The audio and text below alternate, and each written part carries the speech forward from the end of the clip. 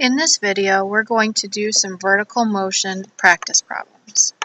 If you recall from your notes, the formula we will use for every problem is h equals negative 16 t squared plus v sub 0 t plus h sub 0.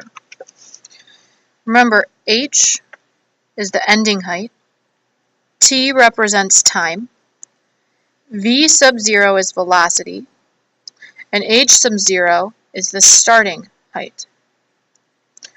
In the first example, it talks about a rock being dropped off of a bridge that is 45 feet above a river. The question is asking how long it will take the rock to hit the water. The first thing we should do is identify which variables we are given and determine what the question is asking us to find. It is asking how long it will take the rock to hit the water. So that means we are trying to determine the time that it will take. The ending height, h, will be when the rock hits the water. At that point, the height is 0. It is 0 feet above the water. Velocity. In our notes yesterday, we discussed that if something is dropped, that the velocity would be 0. So dropped means the velocity is 0. And the problem tells us that our starting height is 45 feet above a river. So I'm going to plug all of those values into the equation above. So 0 equals negative 16. We don't know what t is, that's what we're asked to find, so t squared, plus v, which was 0, times t, plus the starting height of 45. Now, in order to solve this equation, you could use the quadratic formula, but an easier way would be to use square roots. Since we know that 0 times anything is 0, we don't have to write that middle term. So I could have 0 equals negative 16 t squared plus 45. Since we only have one variable that is squared, we can isolate that variable by doing inverse operations. So I would subtract 45 on each side. So I'd have negative 45 is equal to negative 16 t squared. The inverse of multiplying is dividing by negative 16. When I divide that, I end up with about 2.81 is equal to t squared. The inverse of squaring is square rooting. Remember, you always get two answers, a positive and a negative. In this case, when you type that in, you get about 1.68. In order to know which answer is correct, you have to think of it in terms of real-life situations. You cannot have a negative amount of time. So the answer to this question is that it will take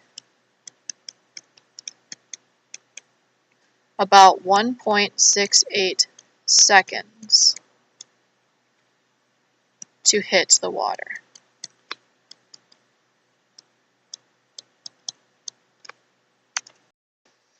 Let's try another example. The next problem says a tennis player hits a ball 4.25 feet above the ground with an initial velocity of 45.2 feet per second. It's asking when will the ball be at a height of 4.25 feet again. Okay. The word when designates that I'm looking for time. We don't know what time is.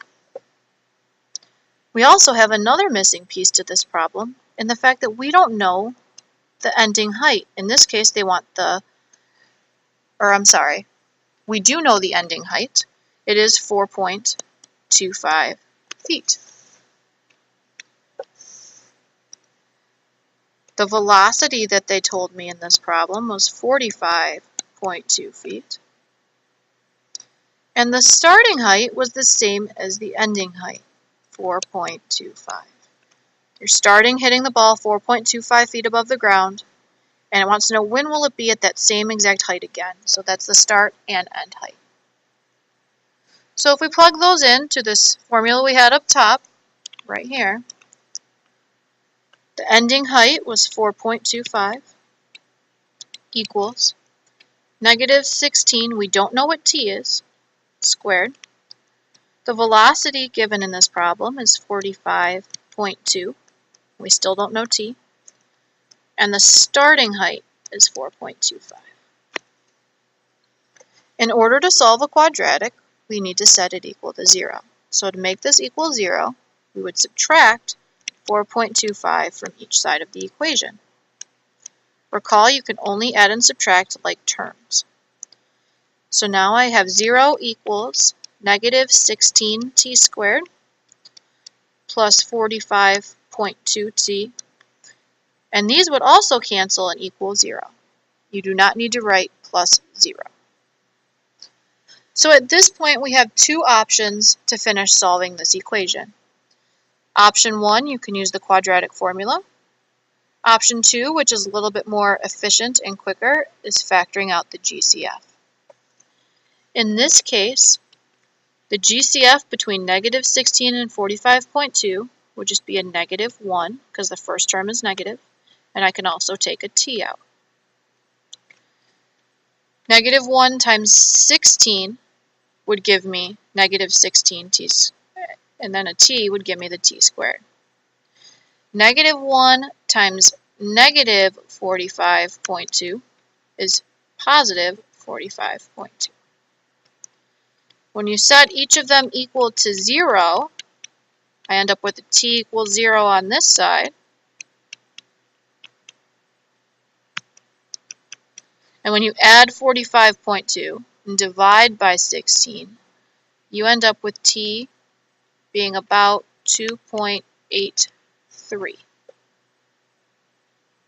Now, the correct answer for this problem would be the 2.83 answer. Because when it's t is 0, that's where we're starting. So time is 0 when it starts at 4.25 feet. We want to know when it will be 4.25 feet again. And the again is the key. So the first time it was at 4.25 feet, time was 0. You were starting this. And after you hit the ball, or the tennis player hits the ball in the air, it will eventually be 4.25 feet above the ground again after 2.83 seconds.